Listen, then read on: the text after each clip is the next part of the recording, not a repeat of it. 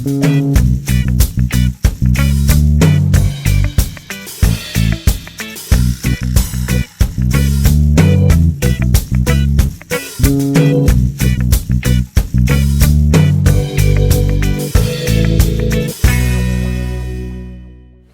you got to give me a quick blurb for my YouTube channel on the case today. Quick blurb. Well, it was a pretty tough day in court today. Yeah, tell them what we were there for. Okay, well, we were in court today with a former employee of mine, Owen Smith, who was charged with trafficking THC, or possession for the purpose, after having been caught making cookies in a bakery for a dispensary that I used to own, the Cannabis Buyers Club in Victoria. That was 4 years ago. A year and a half ago, Supreme Court Justice Johnson ruled that the medical marijuana access regulations were unconstitutional because they didn't allow patients to make derivatives, cookies, tea, hash, oil, any extract of cannabis.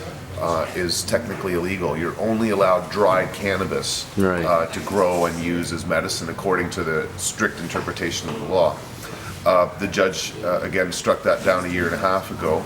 The court, the Department of Justice appealed that decision, which is where we were today in front of 3 judges at the Court of Appeal of British Columbia.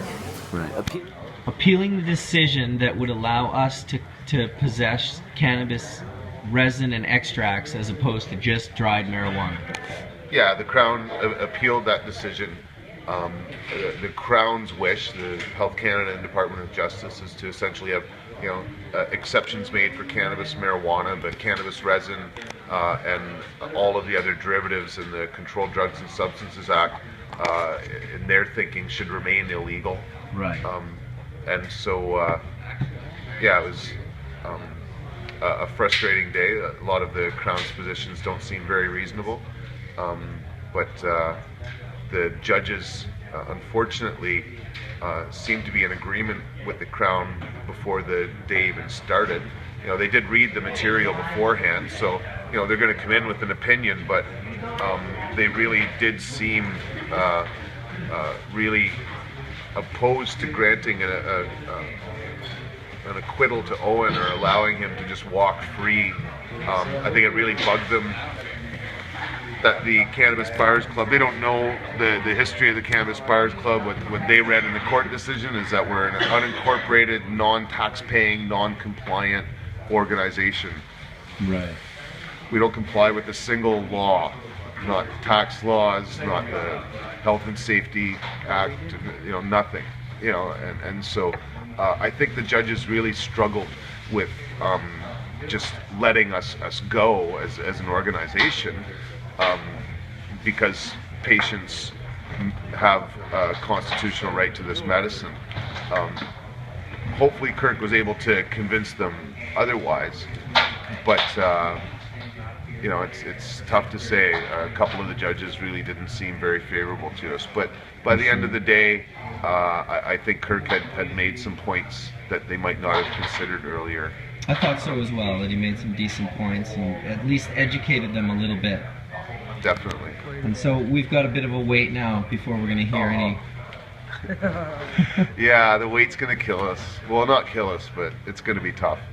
It could be 3 months. It's likely 4 to 6 months. But it could be 11, 10 months. As I said earlier, you could have a baby in less time than it may take for this decision to come. But it will come, and it looks quite likely that we'll be going to the Supreme Court of Canada now. I would hope there's going to be a dissenting judge one way or another, but we may go on the losing end. There may be a couple judges go against us, but we'll see. Well, it's the big fight, Ted, and I certainly thank you guys for doing it. I'm there with you guys. I'm ready to stand on the front line with you guys as well, because this is an important decision for a lot of people in Canada. Well, you're welcome. It's a very important matter. I hope we've done a good enough job that we've changed things. So we'll see how it goes. I think so, man. You're welcome. Thanks a lot. Cheers.